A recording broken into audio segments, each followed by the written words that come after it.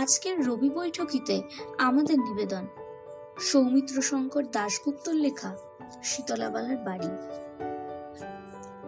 ভদ্রলোকের পুরো নামটা আর করব না, তাহলে আপনারা অনেকেই চিনে ফেলবেন।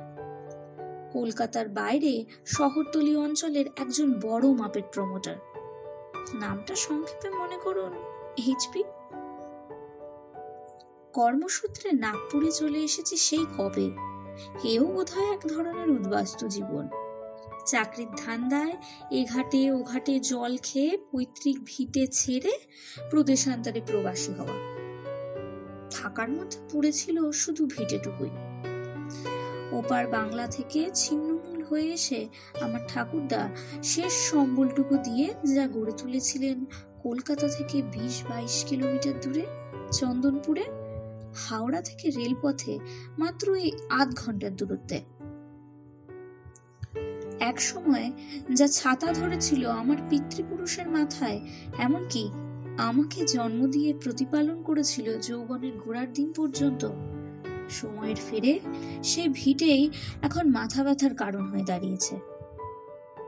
মেজো ভাই কলকাতা থেকে আর হলদিয়া থেকে ছোট ভাই ক্রমাগত তাড়া দিয়ে চিঠি লিখেই যাচ্ছে। আর কি, বাবা মা তো চলেই গেলেন, বাড়িটা এইচপি এন্টারপ্রাইজকে বেচে ফেলো। ভদ্রলোক নাকি তোমাকে ভালোই চেনেন, তা একবার এসে দরদস্তুর করে যাও। ও অঞ্চলে জমি তো এখন দুর্মূল্য, প্রায় কাঠা প্রতি 80-90 হাজার টাকা। ঠিকই তো, বাড়িটাকে শুধু শুধু ফেলে রেখে কি লাভ? আমরা কেউই তো আর সেখানে ফিরবো না। মেজো ভাই লিখছে, বাড়িটা নাকি এর মধ্যেই জরাজীর্ণ দশা। রোজ রাতে সেখানে 7টা আর মদের ঠেক বসে। দিনে দুপুরে খুনোখুনি হয়ে যাওয়া বিচিত্র নয়। মুম্বাই মেলে ভোরে হাওড়া নেমেই চন্দনপুরের লোকাল ট্রেন ধরলাম। কাজ এগিয়ে রাখাই ভালো। ফোনে কথা বলাই ছিল। এইচপিকে অবশ্য পাইনি, সেক্রেটারিকে জানানো ছিল। রাতটুকু কলকাতায় মেজো ভাইয়ের বাড়িতে থাকবো, আর ওই পরের দিনের গীতাঞ্জলি এক্সপ্রেসে ফিরে যাব নাগপুর। চন্দনপুরে নেমেই অবশ্য চমকে উঠতে হলো। কোনো কালেই অজপাড়াগা নয়, কিন্তু এখন যেন সবকিছুই অন্যরকম। স্টেশনের কাছেই বিরাট মার্কেট কমপ্লেক্স, নতুন বাস স্ট্যান্ড, 4তলা হোটেল, ঝাঁ চকচকে পিচ ঢালা রাস্তা, আর অবশ্যই বিশাল বিশাল ফ্ল্যাট বাড়ি। কোনোটার নাম ডলফিন, কোনোটা সম্রাট, কোনোটাই বা শাহজাহান। এত সব কার করা? রিক্সাওয়ালার একটাই উত্তর, এইচপি, এইচপি কোম্পানি। আশ্চর্য, কে এই লোকটা? আবার নাকি আমাকেও চেনে। দেখতেই হচ্ছে তো। রিক্সা ততক্ষণে স্টেশন এলাকা ছাড়িয়ে গঙ্গার ধার বরাবর এগিয়ে চলেছে। এরই মধ্যে আমাদের স্কুলটাও দেখতে দেখতে পার হয়ে গেল। গঙ্গার খাল পার হয়ে যেখানে এসে থামলো, সে জায়গাটাকে আমরা বলতাম রাজবাড়ি পাড়া। রাজাদের বলা বাহুল্য আমি দেখিনি।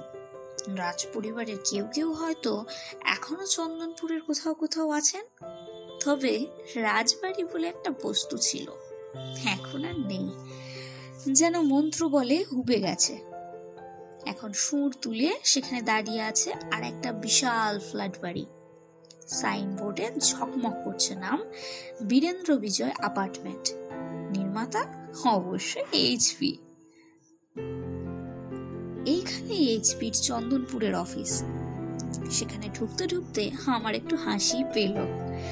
শেষে রাজা বীরেন্দ্র বিজয় আজ টিকে আছেন শুধু সাইনবোর্ডে, আর আমি ঢুকছি আজকের রাজার রাজপ্রাসাদে, এইচপি। গোটা চন্দনপুর জুড়ে একটাই নাম। অফিসে ঢুকেই চমকে উঠলাম, তুই? 40 পার হয়ে মাথার চুল পাতলা হয়ে গেছে, চোখে চৌকির চশমা, পরনে ধুতি পাঞ্জাবি। তবুও চিনতে ভুল হলো না। একসঙ্গে অন্তত 10 বছর পড়েছি আমাদের নিরোধমোহিনী উচ্চ বিদ্যালয়ে। এইচপি হাসলো, বলল, আয়। করেছিস কি? তুই তো দেখছি আজকের রাজা, 21 শতকের সম্রাট। কি যে বলিস, এই করতেই 300-র ওপর সুগার চড়ে গেল। আর ফ্ল্যাট বাড়ি বানাতে ভালোও লাগে না, বুঝলি। ভাবছি তোদের বাড়িটা কিনে ফেলে ওখানে একটা স্কুল বানাবো। আসলে এই অঞ্চলে জানিস তো ভালো ইংলিশ মিডিয়াম স্কুলের ভীষণ অভাব। তা কর্তার ইচ্ছায় কর্ম, না বেচলে কি আর তুই ছাড়বি? হ্যাঁ রে, কটা মাসলম্যান পুষছিস? আরে হুস, ধুর, ওসবে কিচ্ছু হয় না। নে চা খা। চা পানের পর এইচপি আমাকে ওর মার্সিডিজে নিয়ে বসালো। বুঝলাম ওর সাম্রাজ্য ঘুরিয়ে দেখাবে। গঙ্গার ধার দিয়ে এগোচ্ছি, ও বলল, তোরা যা ভাবিস না তা সবটাই ঠিক নয়, জানিস তো। সব ব্যবসারই ডেবিট ক্রেডিট আছে। এই যে দেখলি বীরেন্দ্র বিজয় অ্যাপার্টমেন্ট, এটা তুলে আমার কিন্তু খুব একটা লাভ হয়নি। একটা মিউজিয়াম গড়ে তুলেছি চন্দনপুরের প্রাচীন ইতিহাস নিয়ে, সেজন্য কিছু ধারটার হয়ে গেছিল ফরেনের একটা ফার্মের কাছে। এই টাকা দিয়ে শুধু সেই ধারটাই শোধ করতে পেরেছি। তা শুনলাম তুই নাকি একটা হাসপাতালও করছিস। তোকে কে বললো? হ্যাঁ, ওই স্টেশনে একটা হোর্ডিং দেখলাম। আরে বললাম তো, আর একঘেয়ে ফ্ল্যাট বানাতে ভালো লাগে না। তা হঠাৎ বৈরাগ্য? নেতা টেতা বনবি নাকি? আরো পাওয়ার চাস? পাওয়ার এখনই কিন্তু আমার কিছু কম নেই। নেতা টেতা সবই আমার পকেটে পড়ে আছে, বুঝলি। তবে পাওয়ারটাই শেষ কথা নয়, আরো একটা কিছু লাগে, সেটা হচ্ছে সুপার পাওয়ার। নির্ঘাত দীক্ষা নিয়েছিস? আরে না, এসব আমার গিন্নির ডিপার্টমেন্ট। ইট কাঠ লোহা লক্কর নিয়ে আমার কারবার। চতুর্দিকে লোভী আর ধান্দাবাজ লোকজনের ভিড়। পুরনো চন্দনপুরটাকে বেচে দেবার চক্রান্ত করছে। আমিও এক চক্রি অবশ্য কিনে নিচ্ছি। পুরনো সবকিছু হটিয়ে নতুন চন্দনপুর বানাবো, বুঝলি। নতুন নতুন মানুষ আসবে, নতুন গাড়ি, নতুন স্কুল, হাসপাতাল, এমনকি কলকারখানা পর্যন্ত। সময় তো সবই পাল্টাবে। আমিও তাই ভাবতাম, জানিস তো। যেদিন রাজবাড়িটাকে গুড়িয়ে দিলাম সেদিন মনে হয়েছিল শেষ হয়ে গেল মনে হয় পুরনো চন্দনপুর। বীরেন্দ্র বিজয় মুর্দাবাদ, এইচপি জিন্দাবাদ। সব থেকে বেশি মদত পেয়েছিলাম কাদের কাছ থেকে শুনবি? বীরেন্দ্র বিজয়েরই নাতিদের কাছ থেকে। ওরা নাকি ওদের ভিটে রাখতে চায় না, টাকা চায়। আমারও আছে টাকা, ছড়িয়ে দিই। বাধাটা পেলাম খুব বিচিত্রভাবে। কথায় কথায় আমরা গঙ্গার ধার ধরে চন্দনপুরের শেষ প্রান্তে এসে পৌঁছেছি। কলেজ পার হয়ে সেখানে একটা পার্ক তৈরি হয়েছে দেখলাম, সৌজন্যে এইচপি এন্টারপ্রাইজ। বেশ সুন্দর, গাছের ছায়ায় নিরিবিলি ভাব, সামনেই গঙ্গা। এইচপি ড্রাইভারকে গাড়ি থামাতে বলল। আমরা নামলাম। ঝিরিঝিরি বাতাস বইছে। বললাম, তোর একটা গল্প আছে মনে হচ্ছে। আছে আছে, গল্পের মতোই, তবে সত্যি ঘটনা।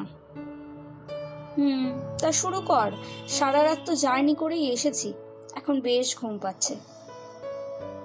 বেশ তো, ঘুমোবি আমার বাড়িতে গিয়ে? সে দেখা যাবে, তুই বল এখন। এইচপি হাতের আড়াল করে একটা সিগারেট ধরালো, তারপর ধোঁয়া ছেড়ে বলল, তোর শীতলাবালাকে মনে আছে? কোন শীতলাবালা বলতো? রাজবাড়ি ছাড়িয়ে আধ মাইলটা গেলে গঙ্গার ধারে 4 কামরার এক দোতলা বাড়ি ছিল, সেইখানেই থাকতেন মহিলা। আরে বল, ভদ্র মহিলা। কি করে বলবো, তুই ঠিক মনে করতে পারছিস না নিশ্চয়। বুড়ি অনেক দিন বেঁচে ছিল, মহারাজ বীরেন্দ্র বিজয়ের রক্ষিতা। রক্ষিতা? বাড়ির চেয়েও জমির ওপরে আমার লোভ ছিল বেশি। ফাও হিসাবে বাড়িটা। বছর 5 আগেকার কথা বলছি। তখন সদ্য বীরেন্দ্র বিজয়ের বসত বাড়িটা গুড়িয়ে দিয়েছি।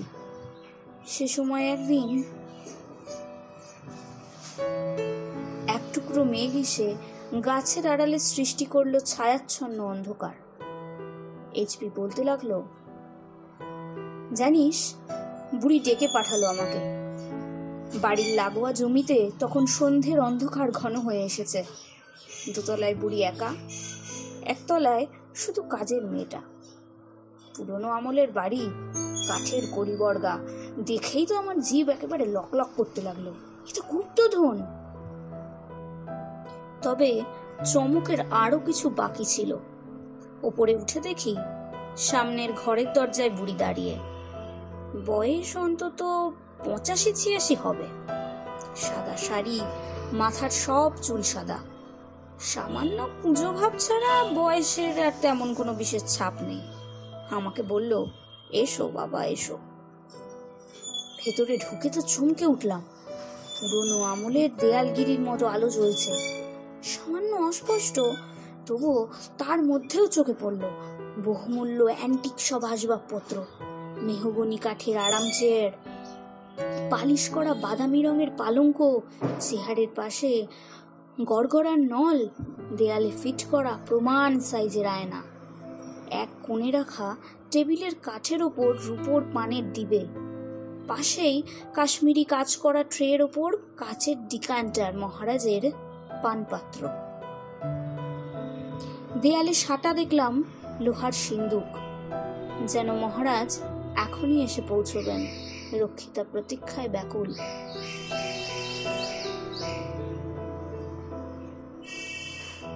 তুমি নাকি ও বাড়ি ভেঙে ফেলেছ? বুড়ির গলার স্বর বেশ শান্ত। আমার যা কাজ তাই করেছি, খানিকটা রুক্ষভাবেই বললাম। জানি। বুড়ি একটা চাপা নিঃশ্বাস ফেলল, তারপর বলল, তবে এ বছরটা বাদ দিলেই পারতে। এ বছরটা মহারাজ বীরেন্দ্র বিজয়ের 100 বর্ষ। সবাই অবশ্য ভুলেও গেছে। চুপ করে রইলাম। বুড়ি বলল, তুমি কি ভাবছো জানি না, আজ 40 বছর হলো মহারাজ মৃত। বাড়িটা ভেঙে ফেলে তুমি ওর কোনো নতুন ক্ষতি করতে পারোনি। ও বাড়ি যে একদিন থাকবে না, মহারাজ নিজেই তা জানতেন। তাই তার যা নিজস্ব ছিল সব রেখে গেছিলেন আমার জিম্মায়। 40 বছর ধরে আমি সেই জিম্মাদারি করছি। এসো, এই ঘরে এসো। পাশের ঘরে গিয়ে আবার চমকে উঠলাম। মহারাজ বীরেন্দ্র বিজয় যেন জীবন্ত, আমার দিকে চেয়ে উপেক্ষার হাসি হাসছেন। আমি আর্টের কিছুই বুঝি না, তবু মনে হলো অসাধারণ দেয়াল চিত্র। পাশের ছবিতে যৌবনের শীতলাবালা। এ ঘরেও সেই দেওয়ালগিরির মতো টিমটিমে আলো জ্বলছে। বুড়ি এবার সুইচ টিপে দিল। আলো জ্বলতেই দেখলাম ঘরের চারদিকে ছড়ানো আরো অসংখ্য ছবি, বেশিরভাগই প্রকৃতি চিত্র। বুড়ি বলল, মহারাজের নিচের আঁকা। এই দেখো, তার কৈশোরের চন্দনপুর। ওই কোণে তাকাও, কি দেখছো? বাদ্যযন্ত্র, তাই না? জানো ওর নাম? সম্মোহিতের মতো মাথা নাড়লাম, জানি না। বিচিত্র বিনা। যখন গঙ্গার দিক থেকে হাওয়া বয়, তখন আজও বেঁচে ওঠে। ওই যে দেয়ালের দিকে দেখো, ওই মহারাজের পোশাক, তার পাশে উষ্ণিস, আরো অনেক কিছু আছে ওই দেয়াল আলমারির ভেতরে। মহারাজের ব্যবহার করা ছড়ি, হাতের আংটি, পায়ের নাগরা। বয়স হয়েছে, আর টিকিয়ে রাখতে পারি না। খরচাও তো আছে, কোথা থেকে চলবে? পোশাক আজ পোকায় কাটছে, ছবির ফ্রেমে ঘুম ধরছে। গত বর্ষায় বিনার তার ছিঁড়ে গেল। এসব পুরনো জিনিস সারানোর লোকও তো পাওয়া যায় না সহজে। মহারাজের নাতিদের বলেছিলাম, কিছু অর্থ সাহায্য করো, ও বাড়ি বেচে তো অনেক টাকা পেয়েছো। শোনে না, আমাকে এড়িয়েই চলতে চায়। আমি যে রক্ষিতা। আপনি বাড়িটা আমাকে বেচে দিন, কত টাকা চাইছেন? বুড়ি হাসল, বলল, 1 পয়সাও না।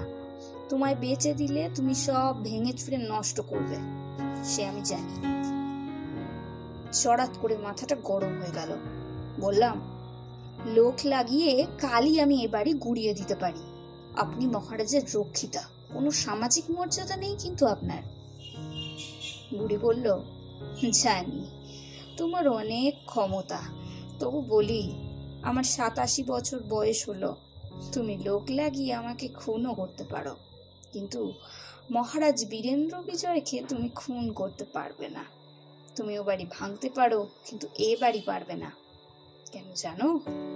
ওখানে শুধু মহারাজের শরীরটা ছিল, আর এ বাড়িতে রয়েছে তার আত্মা। দুপদাপ করে কাঠের সিঁড়ি বেয়ে নিচে নেমে এলাম। মার্সিডিজে স্টার্ট দিয়ে মনে মনে বললাম, আচ্ছা বুড়ি, দাঁড়াও, তুমি আর কদিন, তারপর দেখবো কার আত্মা কাকে বাঁচায়। বছর খানেক বাদেই বুড়ি পটল তুলল, কিন্তু এত শেয়ানা, জমি সমেত বাড়িটা মিউনিসিপ্যালিটিকে উইল করে দিয়ে গেল। তবুও তাতেও দমলাম না। আমার হাত অনেক লম্বা, চেয়ারম্যানকে ম্যানেজও করে ফেললাম। প্রথমেই ঠিক করলাম অ্যান্টিক ফার্নিচারগুলো বেচে দেব। কলকাতায় সোরাবজি দোরাবজি নামে একটা পার্সি ফার্ম আছে, ওরা এসব কেনে জানি। নিলামে চড়ায়, সিনেমার শুটিংয়েও ভাড়া দেয়। দোরাবজিদের ছেলে বিজয় এসে আমার সঙ্গে অ্যাডভান্স দিয়ে এগ্রিমেন্ট করে গেল। ফেরার পথে জিটি রোডে একটা অয়েল ট্যাঙ্কারের সাথে ওর গাড়ির হেড অন কলিশন। 35 বছরের জলজান্ত ছেলেটা বেঘরে মারা গেল। আমার বউ বলল, ছেড়ে দাও, অভিশপ্ত বাড়ি, রাজার নাতিদের দেখে মালপত্র ধরিয়ে দাও দেখি। আমি বললাম, ওরা তো সব আমার কাছ থেকে ফ্ল্যাট কিনে ওই কবুতরের খোপে থাকে, এখন ভারী ভারী মাল সব উঠাবে কোথায়? ধুত্তর বলে শেষটায় বাড়িটা ছেড়ে দিয়ে লাগোয়া জমিতে হাত দিলাম। বিশাল বাগান, বড় বড় গাছ, আম, জাম, কৃষ্ণচূড়া, এরকম কত বাগান সাফ করেছি, শত শত গাছ কেটেছি। অথচ সেবারে আম গাছের একটা বিশাল ভালো বড় ডাল মাথায় ভেঙে পড়ে আমার দুটো কামিন সাংঘাতিক জখম হয়ে গেল। এতে আমার আরো একটা বড় ক্ষতি হলো। আশপাশে ব্যাপারটা নিয়ে বেশ নাড়াচাড়া হলো। আমারও তো শত্রুর অভাব নেই। পুলিশ কেস হলো, খবরের কাগজে রিপোর্ট অবধি বেরোলো। যে পার্টির চেয়ারম্যানকে ধরে কাজ গুছোচ্ছিলাম, পার্টি থেকে তাকেই সরিয়ে দিয়ে অন্য লোক নিয়ে এলো। মোট কথা, আমি বেশ খানিকটা কোণঠাসা হয়ে পড়লাম।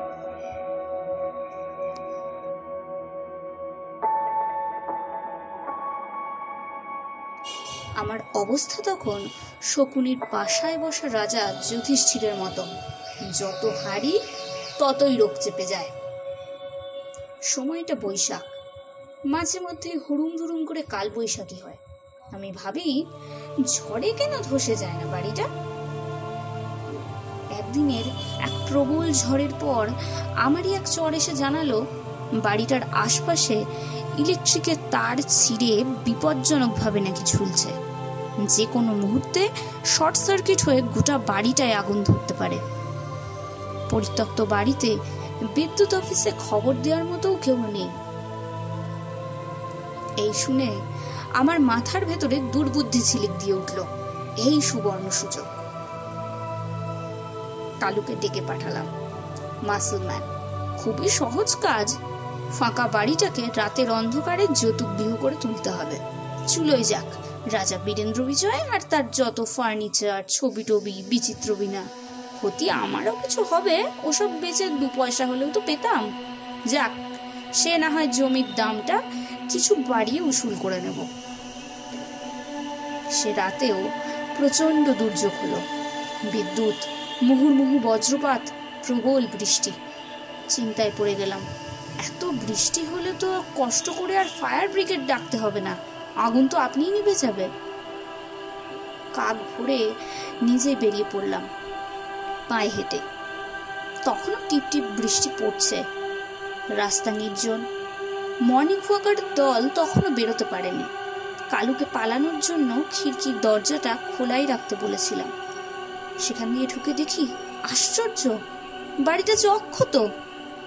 দোতলার কার্নিসে বসে একপাল কাক শুধু কা কা করছে, আর সেখান থেকে ফুটা ফুটা জল ছুঁয়ে নিচের ঘাস জমিতে পড়ছে। সম্ভবত বৃষ্টির জন্য কালু আসেনি। কিন্তু তাহলে খিড়কির দরজাটা খুলে রাখলো কে? কাকের দল কা কা করেই চলেছে, যেন আমাকে কিছু একটা ইঙ্গিত দিতে চায়। ভিজে ঘাস জমি আর আগাছার জঙ্গল পেরিয়ে বাড়িটা চাতালে গিয়ে চমকে উঠলাম। লাগোয়া নারকেল গাছটার নিচে পড়ে কে ও? সর্বাঙ্গ ঝলসে গিয়েছে। কালু না? হ্যাঁ হ্যাঁ, তাই তো, কাকের দল কা কা করেই চলেছে। সেই শব্দ লক্ষ্য করে ওপরের দিকে তাকাতেই চোখে পড়ল বাজে পোড়া ঝলসানো নারকেল গাছ শীতলাবালার বাড়ির ছাদ ছাড়িয়ে আকাশের দিকে উঠে গেছে। ওই গাছটা না থাকলে বাজটা হয়তো আজ বাড়িতেই পড়তো। গাছটা নিজের জীবন দিয়ে বাড়িটাকে বাঁচিয়ে গেছে। এই বলে এইচপি থামলো। চাপা উত্তেজনায় আরো একটা সিগারেট ধরালো।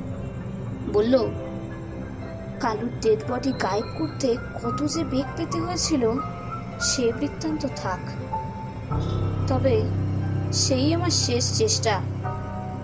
নতুন চেয়ারম্যানকে গিয়ে বললাম, বাড়িটা রইল, ওখানে একটা মিউজিয়াম হবে।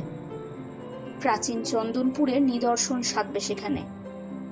চেয়ারম্যান বলল, মিউনিসিপ্যালিটির যা তো পয়সা নেই। বললাম, পয়সা আমি দেব। এইচপি এন্টারপ্রাইজ বাড়িটা টেক ওভার করবে, আপনি শুধু পারমিশনটা দিন। মার্সিডিজে চড়ে ফিরছি এইচপির বাড়ির দিকে। বললাম, আজ তো সময় নেই, কলকাতায় মেজো ভাইয়ের সঙ্গে একবার দেখা করে যেতেই হবে। তবে পরের বার এলে তোর সঙ্গে ঘুরে দেখে আসবো কিন্তু এখানকার মিউজিয়াম, অর্থাৎ শীতলাওয়ালার বাড়ি। এইচপি হাসলো, বলল, আসিস, দেখাবো ক্ষণে।